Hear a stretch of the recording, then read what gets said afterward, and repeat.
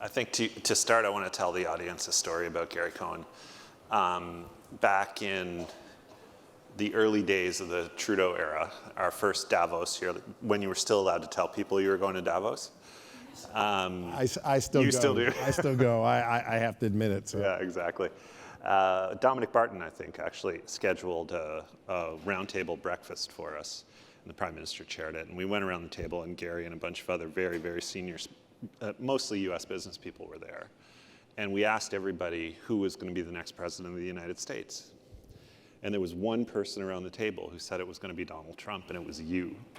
And you were the first serious American I heard say Donald Trump was going to be president of the United States.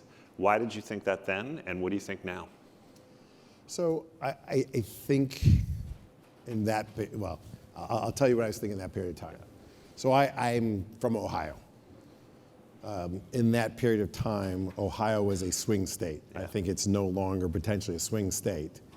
But I had just been home for a holiday period with my parents, and I'd spent time with my dad and his friends. My dad and his friends, at that point, they were young 80s, yeah. According to him, young 80s, all diehard Democrats, most of them, hardworking union guys, that made pretty good livings for themselves, probably had never voted for a Republican in their life, and they were all voting for Donald Trump. And was that a pro-Trump or an anti-Hillary, or both? I think it was a little bit of both. I think if I had to weigh it, it was probably 60% Donald Trump, 40% anti-Hillary, but he was resonating with hardworking Americans. Yeah. He was resonating with my father, which was kind of crazy to me. But my dad was hearing in this candidate at the time, this idea about America and America being great. And I said, Dad, America is great. Yeah. Like, I travel the world every day. America is great. This is where everyone wants to live. North America is the best part of the world we can live in. And it resonated. And he kept pounding away on the theme about jobs, job security, safety at home. And they're things that people wanted to hear. Yeah. And sometimes timing matters, but his timing was really good. And how do you feel now? So look, we're 149, 148 days out to the election. We've got a presidential debate in 17 days. I guess we can't really call it a presidential debate. We've got a debate between the two people that probably are going to be the nominees. Yeah. It's so unusual right now. It's very hard to tell. I think that the feeling in the country right now is that Donald Trump is going to get reelected, or elected again, yeah. Which is reelected, technically elected again. I don't think it's a slam dunk prediction at this point, because there's a lot that's going to happen between now and then. I also warn people, and I've had a lot of meetings with people in this room today, what's going on in the House and the Senate, and particularly the Senate, is probably as important, if not more important. Yeah. And I say that because the president has policy in the United States. The president has limited powers to what they can actually do. Mm-hmm. But the number one power the president has is they have the power to appoint. They have the power to appoint personnel. There are 2,800 plus presidential appointments. No president's ever appointed them all. But if you literally get through the whole spreadsheet, you'd appoint over 2,800 people. Yeah. The top 20 or 30 matter, and you all will know their names. Who those people are, that they are policy setters. So personnel is policy. Who the president chooses is going to dictate a lot of the policy that we have in the United States, therefore what we have in North America, whether we're getting along in North America, whether we're not getting along in North America. And that's important. And the other reason I would say watch the Senate is those presidential appointments, many of them, and the crucial ones, all of them, go through Senate confirmation. And Senate confirmation is a simple majority. So it's 51 votes. Yeah. If the Republicans end up controlling the Senate, and I'll give you the most optimistic scenario. The president is Donald Trump. and the Republicans end up controlling the Senate with 53 or less seats, I think there's 3 Republican senators that will not vote for a candidate that is not pretty mainstream. And they have a check and balance on the system. So if there's 54, everything changes. Yeah. But at 53 and below, I think it forces the hand of the president to nominate a different set of candidates. And if we're at 51 or 52, which is probably a higher probability than 53 at this point, it really changes the nomination process. So to me, the real interesting spaces to watch are places like Pennsylvania, Ohio, Montana. I could tell you what Senate seats to watch if you really want to get involved in this and do nothing else for the next 149 days. Well, I'm sure there are a bunch of people in this room who will do exactly that, Gary, but I want to talk, as our time is ticking down pretty quickly, one of the most important things about these people is that they all shape economic policy for the United States. You were one of the key architects of the tax policy, for instance. And here in Canada, we're all thinking about what does this mean for the USMCA renewal. Talk to me about that. What do you think is going to happen? What should Canadians be worried about? I hope I could say you should be worried about nothing. But look, no one should be ill-prepared. Yeah. I think you have to go into every situation overly prepared for the worst, hope for the best. I think that MCA, to the extent that was negotiated by President Trump, I think many people could convince him that it was a great change to NAFTA, and it's a better NAFTA, and it's working well, and it was a great accomplishment, and you should take a victory lap, and we should reaffirm MCA. And I think that's a pretty realistic outcome. It doesn't come up till 26. Yeah. 25 is going to be a 18-round battle royale on taxes in the United States. Yeah. Because the way we did taxes 7 years ago, we sort of forced them to have to be redone 7 years later. The thinking was the 8 years of the Trump administration would be over. It'd be the next people's problems. Didn't really work out that way. So tax reform is going to occupy all of the 2025 legislative calendar, I think. And then, Senate and the House will be pretty exhausted. They'll get to everything else they didn't do. Yeah.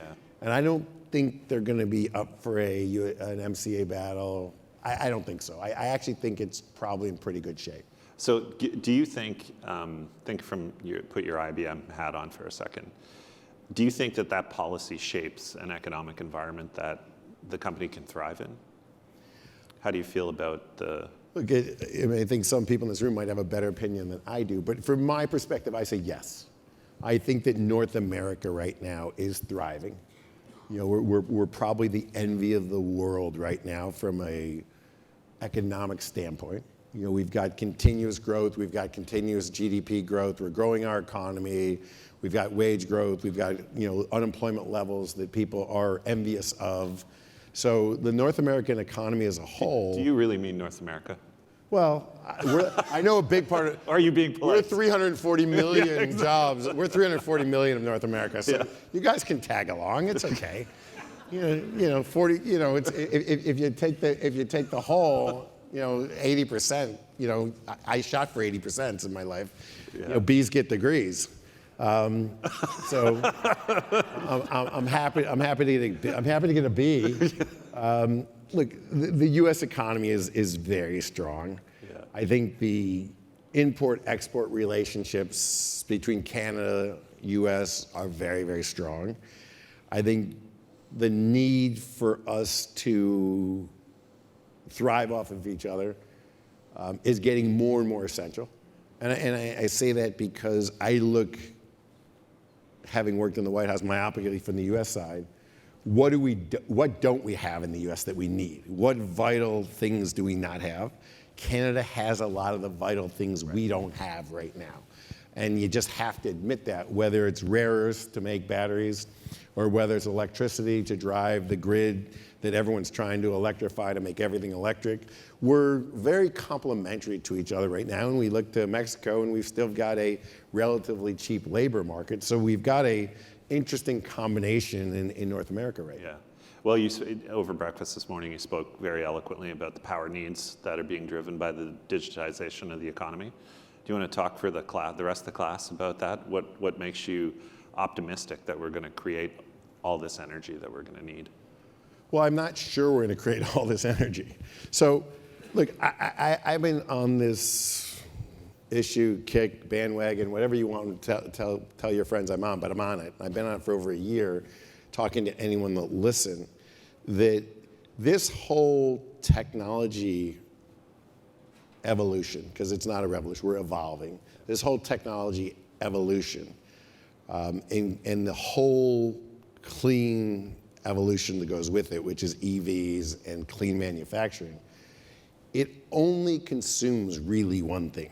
It consumes electricity. Yeah. So the gating issue in this whole evolution is going to be electricity.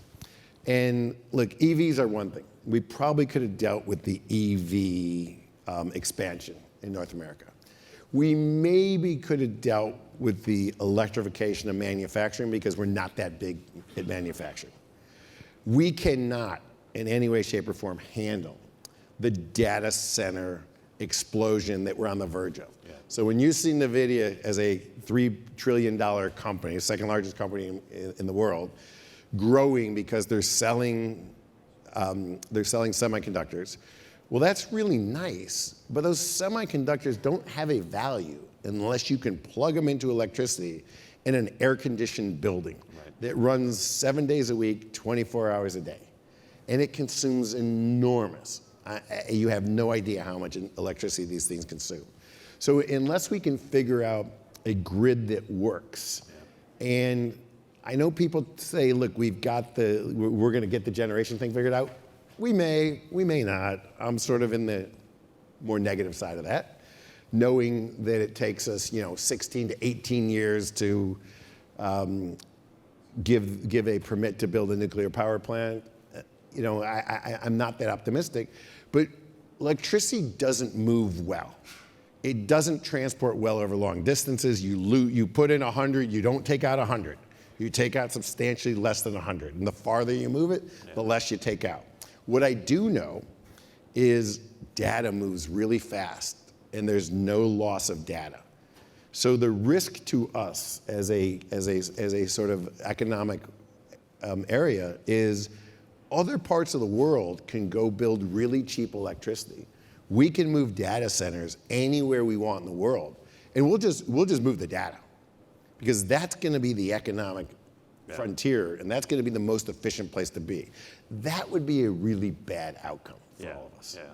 Look, and I think Canada has a huge opportunity here because you're friendly. You're a 70+% polling economy when it comes to nuclear power. Mm-hmm. And yeah, you have a little bit of the not in my backyard, but we have 100% of not in my backyard in the United States. So there's going to be this huge opportunity along the northern border of the United States, southern border of Canada, to really create massive amount of computing centers, a massive amount of data centers, which I think is a huge complementary opportunity for the continent. Yeah, I'd even take it a step farther. I don't think there is a more nuclear-friendly jurisdiction in the world than Ontario. There are 3 different communities that are willing hosts to the nuclear power facilities they have, and if the Minister of Finance for Ontario, Peter, is still here, I feel compelled to say on his behalf, we have the second SMR project 40 kilometers from here. So when I'm in the States having this conversation, I talk about the horrors of all this electricity. I say, we have the solution. Everyone gasps, and I say, it's nuclear, and everyone puts their head back down. Yeah. Like, okay, we can't do that. Yeah. Well, it sounds like you're articulating, if I were Premier of Ontario or Quebec or Saskatchewan or any jurisdiction that's got clean power, a relatively cold climate, and a remote place, this sounds like good news. It sounds like the southern border of Canada almost fits all those requirements. And if you want to go farther north to get more and more cool, I agree with you. Yeah. It makes an enormous amount of sense. So the other optimistic thing about this on the transmission side, of course, is I think for the first time certainly since I've been working on energy transition, climate issues, you've actually got the pro-climate constituency wants to solve the permitting issues because they see it as a decarbonization imperative. Do you agree with that? And I totally agree that has become the new mantra. The old mantra, weeks and months ago, honestly, a couple of years ago. Build nothing. It's like, we're going to build nothing new. We're never going to build a new power plant. We're never going to build a new transmission line. Yeah. And I think the realization has come in, if you're never going to build a new power plant, you're never going to build a new transmission line, we're going to turn back on every coal furnace that exists. Yeah. Because the FERC code, the codes in the United States say you cannot run out of electricity. Yeah. You have to create electricity. So I think the environmentalists that figured out the law is actually against them. Yeah. So they should allow new transmission, they should allow new power plants, and decommission the really bad stuff. Yeah, and I think at IBM you have a kind of a great example of a long-term cross-border partnership between Eastern Quebec and I wonder if you could tell because one of the things about Canadians, we don't know any of these things. We don't celebrate our success stories enough. No, we're in the process right now of working out a really interesting opportunity between Albany, where we have a nanotechnology big research center, and Bromont in Canada, where it's really just through the Hudson Valley, where we've been developing state-of-the-art next-generation chips. We've got a facility in Bromont, I think it's 52 years old, where we've been packaging, assembling, testing chips. We're in the process of trying to work out something with the Canadian government to bring our newest and latest chip technology up from Albany into Bromont to have it packaged and worked into the Canadian economy here, which would be a huge opportunity for both the Canadian economy as well as for us. Yeah. It's a really interesting opportunity. Awesome. We're running out of time, but I want to ask you if there's one thing you're worried about the next couple of years in the North American economy, what are you worried about? Look, I'm worried about geopolitics more than I'm worried about the U.S. economy. So the U.S. economy by itself in isolation, I think, is fine. I didn't ask Gary to say that. No, I think it's all the other things going on. We're in a very tough geopolitical world today. And it's not a one front or a two front or a three front issue. We've got multiple fronts of issues that are in tenuous positions. Yeah. And each and every one of them could become a much bigger issue very, very quickly. And to the extent one of them by themselves becomes a bigger issue, probably drags the others in. Yeah. And then your whole economic model starts changing relatively quickly. Well, I don't want to end on a down note, but I agree with you. And on the sour note? Thanks very much, Gary. Thank you very much. Thanks, man.